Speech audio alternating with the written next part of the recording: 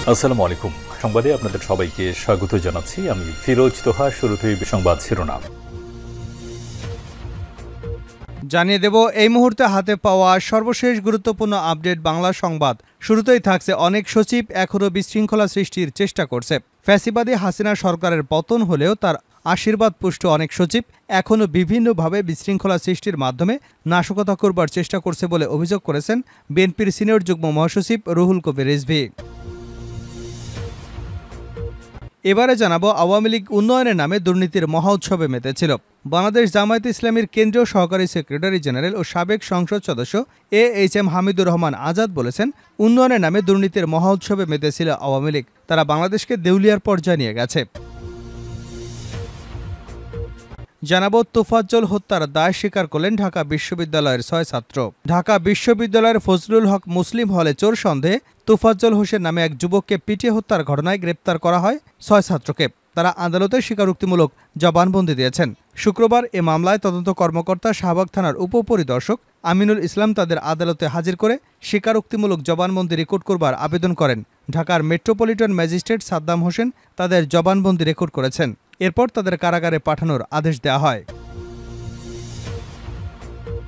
এদিকে পরিস্থিতি পরিদর্শনে পাহাড়ে যাচ্ছেন 3 উপদেষ্টা। পাহাড়ের পরিস্থিতি পরিদর্শনে আগামীকাল শনিবার স্বরাষ্ট্র উপদেষ্টা লেফটেন্যান্ট জেনারেল অবসরপ্রাপ্ত মোহাম্মদ জাহাঙ্গীর আলম চৌধুরীর নেতৃত্বে সরকারের উচ্চ পর্যায়ের একটি প্রতিনিধি দল খাগড়াছড়ি ও রাঙামাটি পরিদর্শনে যাবেন। জানিয়ে দিব জাতিসংঘে বাংলাদেশের গণঅভ্যুত্থানের বীরত্ব গাথা তুলে ধরবেন ড. মোহাম্মদ ইউনূস। অন্তর্বর্তী সরকারের প্রধান উপদেষ্টা অধ্যাপক ড. মোহাম্মদ ইউনূস আগামী 27শে সেপ্টেম্বর জাতিসংঘ সাধারণ অধিবেশনের ৭৯তম অধিবেশনে বক্তৃতা করবেন বলে আশা করা হচ্ছে। সেখানে তিনি দেশে জুলাই-আগস্টে সংগঠিত বৈষম্যবিরোধী ছাত্র আন্দোলনের প্রেক্ষাপট এবং ছাত্র জনতার গণঅভ্যুত্থানের বীরত্ব গাথা তুলে ধরে রাজনৈতিক পট পরিবর্তনের পর রাষ্ট্র মেরামতের জন্য অন্তর্বর্তী সরকার গৃহীত সংস্কার কার্যক্রম বিশ্ববাসীর সামনে উপস্থাপন করবেন। এবং সর্বশেষ জানাবো আন্তর্জাতিক সংবাদ। ফিলিস্তিনি নারীদের ধর্ষণের জন্য ইসরায়েলে কারাগার। বন্দী ফিলিস্তিনি নারীদের ধর্ষণের জন্য বিশেষায়িত কুখ্যাত এসডি টাইমান কারাগার বন্ধের আবেদন খারিজ করে দিয়েছেন ইসরায়েলের সুপ্রিম কোর্ট। দেশটির কয়েকটি মানবাধিকার সংগঠন সেটি বন্ধের আবেদন করেছিল। শুক্রবার মিডল ইস্ট মনিটরের এক প্রতিবেদনে এ তথ্য জানানো হয়েছে। এতক্ষণ শিরোনাম শুনছিলেন, এবার বিস্তারিত। প্রিয় দর্শক, আপনি যদি এই চ্যানেলে নতুন হয়ে থাকেন, ভিডিওটি দেখতে দেখতে চ্যানেলটি সাবস্ক্রাইব করে আমাদের সঙ্গে থাকুন। আর এই ভিডিও সম্পর্কে আপনি আপনার মূল্যবান মতামতটি কমেন্ট বক্সে জানিয়ে দিন। আর হ্যাঁ প্রিয় দর্শক, জানিয়ে দিন ভিডিওটি কোথা থেকে দেখছেন। অনেক সচিব এখনও বিশৃঙ্খলার চেষ্টা করছে রিজভী। ফ্যাসিবাদী হাসিনা সরকারের পতন হলেও তার আশীর্বাদ পুষ্ট অনেক সচিব এখনও বিভিন্নভাবে বিশৃঙ্খলা সৃষ্টির মাধ্যমে নাশকতা করবার চেষ্টা করছে বলে অভিযোগ করেছেন বিএনপির সিনিয়র যুগ্ম মহাসচিব রুহুল কবির রিজভী। শুক্রবার বিকেলে রাজধানীর শেরেবাংলা নগরে বিএনপির প্রতিষ্ঠাতা প্রয়াত রাষ্ট্রপতি জিয়াউর রহমানের কবরে ফুল দিয়ে শ্রদ্ধা নিবেদন শেষে তিনি অভিযোগ করেন।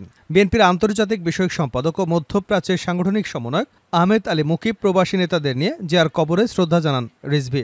অন্তর্বর্তী সরকারের উদ্দেশ্যে রুহুল কবির রিজভী বলেন, ফ্যাসিবাদী আওয়ামী লীগ সরকারের সাঙ্গপাঙ্গরা, সুবিধাভোগীরা এখনও বিদায় নেয়নি। প্রশাসনের অনেক জায়গায় তারা রয়ে গেছে।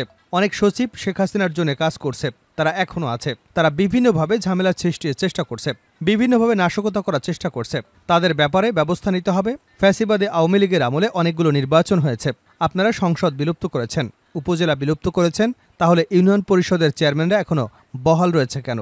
এরাই তো আওয়ামী লীগের সাঙ্গপাঙ্গ। এদের দিয়েই তো গণতন্ত্রের আন্দোলনকারীদের হত্যা করেছে। এরা কেউ নির্বাচিত নন, শেখ হাসিনার সিলেকশন করে তাদের নাম দিয়েছে।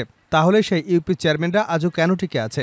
এরা তো শেখ হাসিনার ভিত্তি হিসেবে কাজ করবে। তিনি আরও বলেন, ছাত্র জনতার আন্দোলনে শুধু ঢাকায় মারা গেছে তাই নয়, গ্রামে গঞ্জেও মারা গেছে। তাদের মারার পিছনে এই ইউপি চেয়ারম্যানরা জড়িত। পুলিশের ছত্রছায়ায় আমাদের নেতাকর্মীদের তারা গুলি করেছে। তারা কি করে এখনও চেয়ারম্যান থাকে? তৃণমূলে যারা আওয়ামী লীগ ও ফ্যাসিবাদকে টিকিয়ে রাখতে চায়, অবিলম্বে তাদের বাতিল করতে হবে। শেখ হাসিনার টাকা পাচারের কথা উল্লেখ করে রিজভী বলেন, দেশের টাকা তো শেখ হাসিনার না, কিন্তু তিনি অবাধে লুট করে বিদেশে অর্থ পাচার করেছেন। শেখ হাসিনার আমলে 7,60,000 কোটি টাকা পাচার হয়েছে। তার পরিবারের লোকজন, আত্মীয় স্বজন, এমপি মন্ত্রী এবং আওয়ামী ফ্যাসিবাদের সমর্থক ব্যবসায়ীরা এর সঙ্গে জড়িত। গুম খুনের জননী শেখ হাসিনা যত দুর্নীতি করেছে তার দৃষ্টান্তমূলক বিচার হতে হবে, যাতে আর কোনো রাজনৈতিক দল জনগণের উপর অত্যাচার নির্যাতন করে ফ্যাসিবাদ কায়েম করতে না পারে। আওয়ামী লীগ উন্নয়নের নামে দুর্নীতির মহা উৎসবে মেতেছিল আজাদ। বাংলাদেশ জামায়াতে ইসলামীর কেন্দ্রীয় সহকারী সেক্রেটারি ও সাবেক সংসদ সদস্য AHM হামিদুর রহমান আজাদ বলেছেন, উন্নয়নের নামে দুর্নীতির মহা উৎসবে মেতেছিল আওয়ামী লীগ। তারা বাংলাদেশকে দেউলিয়ার পর্যায়ে নিয়ে গেছে।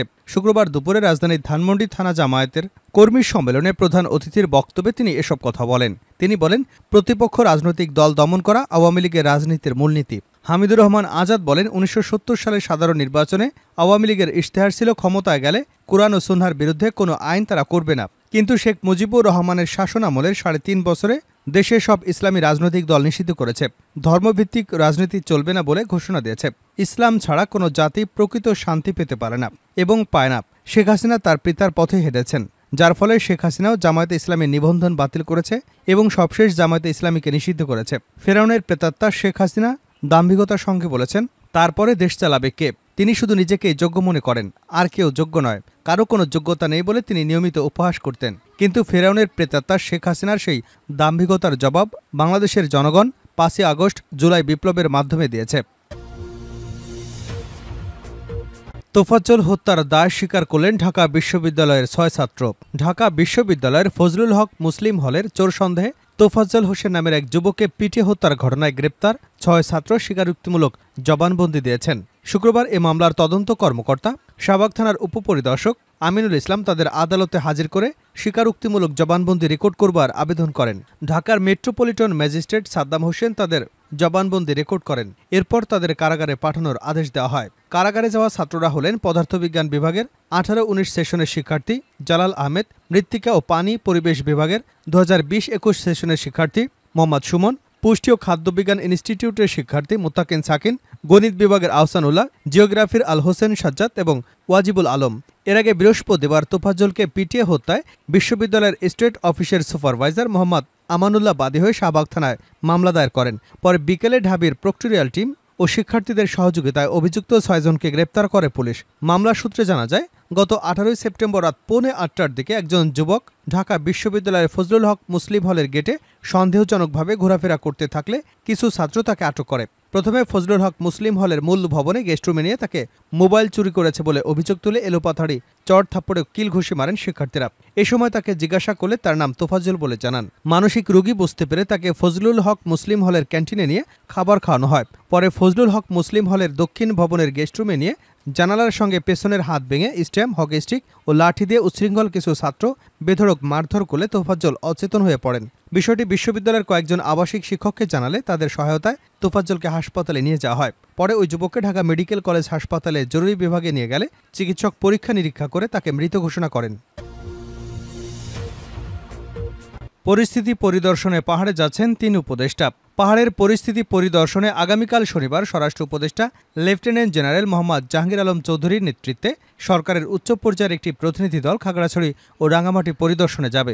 শুক্রবার প্রধান উপদেষ্টার কার্যালয় থেকে পাঠানো এক বিজ্ঞপ্তিতে এ তথ্য জানানো হয়েছে। প্রতিনিধি দলে থাকবেন চট্টগ্রাম বিষয়ক উপদেষ্টা সুপ্রদীপ চাকমা, স্থানীয় সরকার উপদেষ্টা আহসান আরিফ এবং প্রধান উপদেষ্টার প্রতিরক্ষা ও জাতীয় সংহতি উন্নয়ন বিষয়ক বিশেষ সহকারী লেফটেন্যান্ট জেনারেল অবসরপ্রাপ্ত আব্দুল হাফিজ।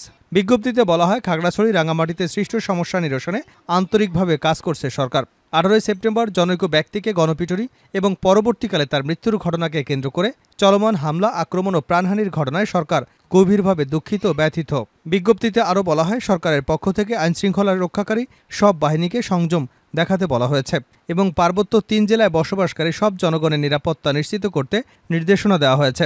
সেখানে শান্তি, সৌহার্দ্য ও সম্প্রীতি নিশ্চিতকরণে সরকার বদ্ধপরিকর। শেষ করছে আন্তর্জাতিক সংবাদ দিয়ে। ফিলিস্তিনি নারীদের ধর্ষণের জন্য ইসরায়েলে কারাগার। বন্দী ফিলিস্তিনি নারীদের ধর্ষণের জন্য বিশেষায়িত কুখ্যাত SD টাইমন কারাগার বন্ধের আবেদন খারিজ করে দিয়েছে ইসরায়েলের সুপ্রিম কোর্ট। দেশটির কয়েকটি মানবাধিকার সংগঠন সেটি বন্ধের আবেদন করেছিল।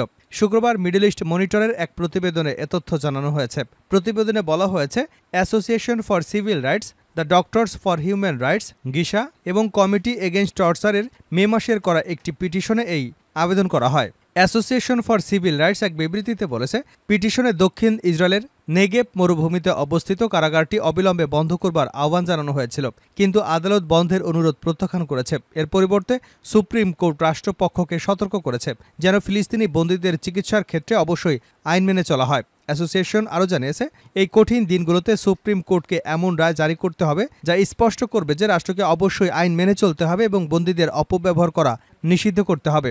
সংস্থাটি আরও জানিয়েছে, 2023 সালের অক্টোবরে গাজায় যুদ্ধ শুরু হবার পর থেকে কারাগারটিতে শতাধিক ফিলিস্তিনিকে শোচনীয় পরিস্থিতিতে আটকে রাখা হয়েছে। সেখানে তাদের জন্য কোনো শয্যা বা পর্যাপ্ত আশ্রয় নেবার মতো কিছুই নেই। এছাড়া শারীরিক ও মানসিক নির্যাতন করা হয়, বন্দীদের হাত বেদনাদায়ক অবস্থানে রাখা হয়, অ্যানেস্থেশিয়া ছাড়াই অস্ত্রোপচার করা হয়, দীর্ঘ সময় চোখ বেঁধে রাখা হয়, নানা সময় মারধর করা এবং চিকিৎসায় মারাত্মক অবহেলা করা হয়।